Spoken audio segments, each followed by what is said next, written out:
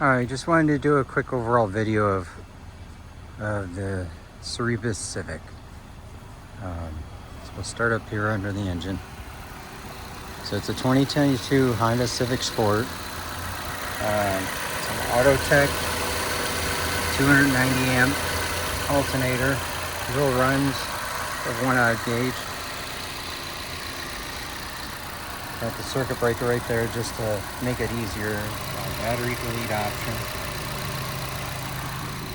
Then around the back,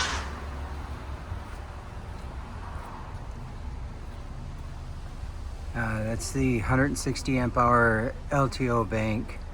I never got around to finishing off and carpeting it and rounding the edges over. Just life happened and never got a chance to do that. But the dual runs a 1/odd gauge, 400 amp fuses, and then the 80 amp circuit breaker for the rest of the system. So got these printed to go into there, as well as the vent to come out. Lift this up,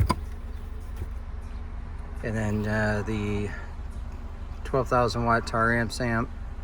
I have the bass knob in there, the epicenter, another tar amp, the fan to provide extra cooling is down underneath there. You can't quite see it, but everything's fused, everything's set. And then inside, I have both doors have the custom speaker pod modules for 2 kicker 6.5s, and right there I mounted the epicenter, and then that's the control for the big Jeff version of the bass knob. So it works pretty good. Haven't had any complaints with it. It works from a long distance too, and it's pretty accurate. Right now I'm at 12.9. So all my voltages were reading the same. I just did a quick burp with this, and it was 151. Really wasn't a burp, just turned it up. 34 hertz, 12.2 amps or volts. I ended up putting out 6,800 watts at 3.1 ohms, 154 volts, 49.3 amps, and the apparent power is almost 7,600 at 90%.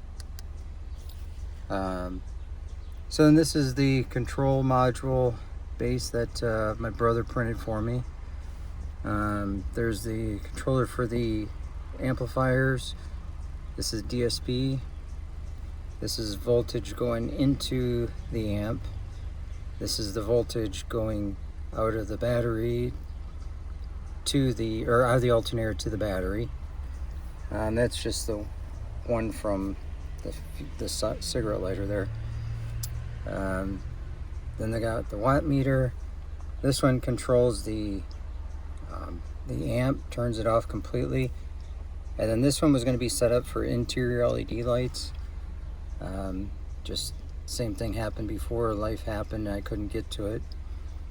I mounted this over here so that way I could easily get to extra fuses or extra cigarette outlets and plugs, and mounted the SPL meter right there so I could always see it and monitor what's going on.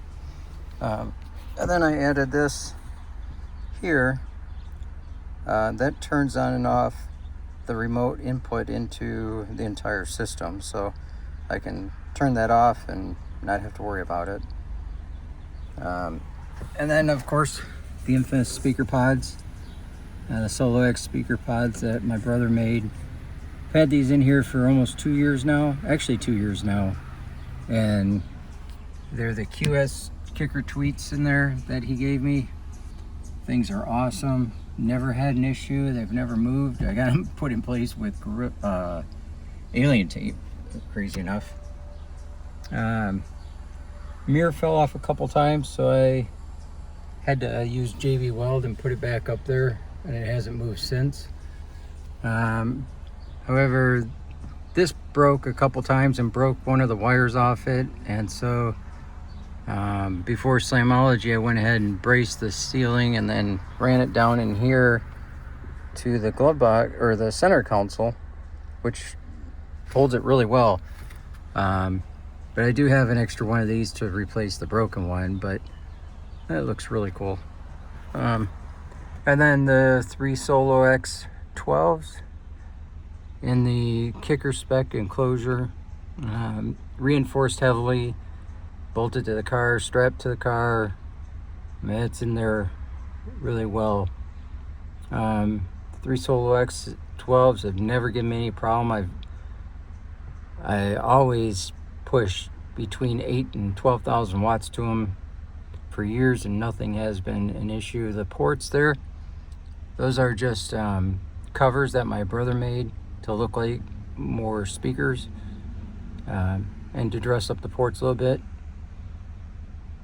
And that's basically the system. I've hit 158.2 at 34 hertz. But that was a one-time thing when I cranked everything up to max. Haven't never done that since, but did 155.6 at Slamology, and then did 156.9 here not too long ago. But just wanted to document the full system. And thanks for watching. Bye.